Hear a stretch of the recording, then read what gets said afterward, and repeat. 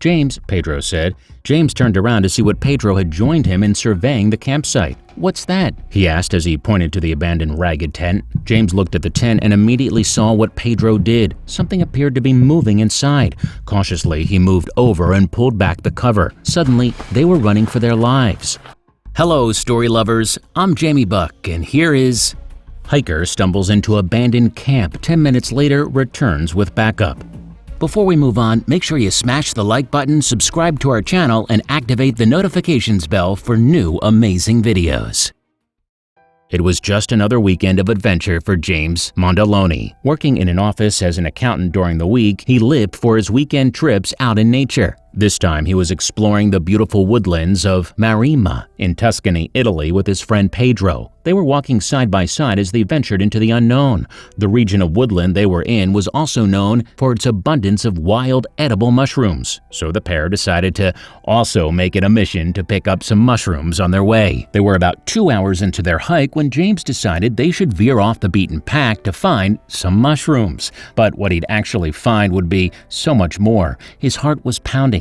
He raced out there and, as fast as he could, occasionally looking behind him to make sure Pedro was still running behind him, he couldn't remember the last time he felt so scared. "Hey!" Pedro shouted. "I found some." James walked over to see 4 mushrooms clustered together. It was a welcome sight, but there wasn't enough. He continued his search upwards. James walked further and further into the heart of the forest, which was why he was surprised when he began to see empty bottles and trash. Curious, he followed the trail of trash and stumbled into an abandoned campsite hidden deep within the forest. As he looked around, it was obvious that whoever lived there did so for a long time. Bottles still hung from trees to collect rainwater. Umbrellas, shoes, and buckets lay scattered on the ground. It was clear that this was an experienced camper who knew what he needed to do to survive. "James," Pedro said. He had joined James in surveying the campsite. "What's that?" he asked as he pointed to the old and ragged tent. James looked to see a very makeshift-looking tent. At first, nothing seemed amiss other than its appearance. But when he looked closer, he saw something move inside the tent. Cautiously, he walked over to it and pulled back one of its loose sides. However, as he reached his hand in, a face appeared. James jumped back, screaming.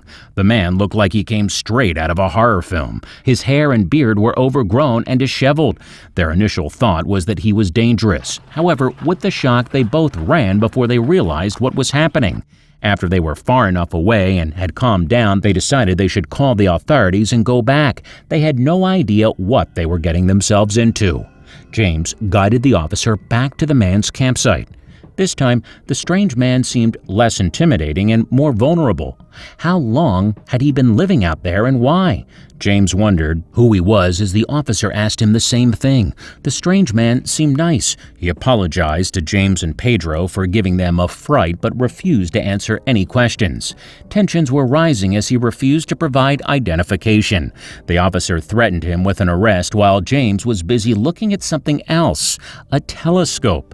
Thinking it was odd that this would be in the man's possession, he walked over to it. That's when he saw the occupational name tag poking out of a trash bag beside it. His jaw dropped. He looked at the disheveled, unkempt man and back to his name tag that stated his name, profession, as well as a picture of him.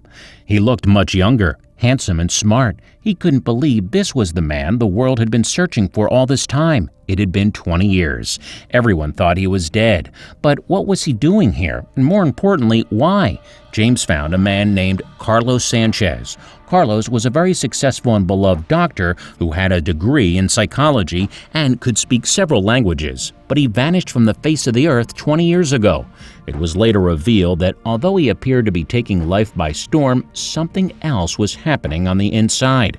Carlos was only 26 years old when he first went missing. Living in Spain, he was known for his determination and likable personality. However, what they don't know was that he also suffered from acute depression. Once his troubles escalated, he stopped showing up for work. People searched his apartment and the entire city, but he was nowhere to be found. No one knew what happened to him, and his poor family experienced the tremendous loss of losing a loved one. That was soon to come to an end, or so he thought.